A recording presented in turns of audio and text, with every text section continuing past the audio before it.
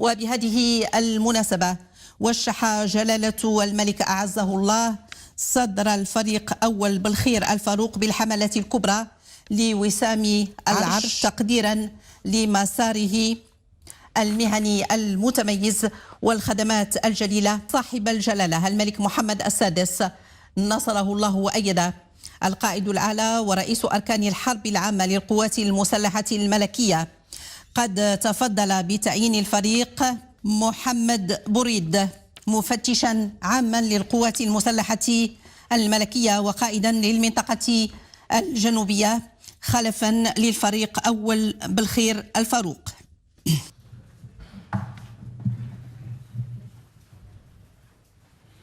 إن الله وملائكته يصلون على النبي يا أيها الذين آمنوا صلوا عليه وسلموا تسليما.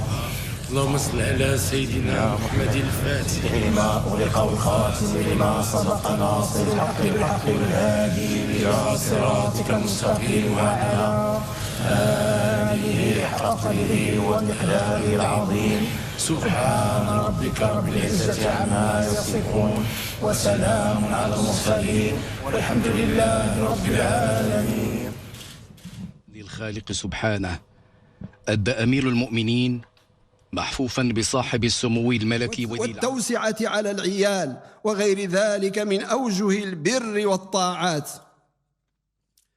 وها هو مولانا أمير المؤمنين دام له النصر والتمكين يحيي سنة جده المصطفى صلى الله عليه وسلم في إقامة شعائر صلاة العيد، مبادلا شعبه التهاني والتبريكات بحلول عيد الفطر المبارك بعد شهر مبارك مليء بالمنجزات العظام والمشاريع الجسام في جميع ميادين الحياة المختلفة التي رعاها حفظه الله بنفسه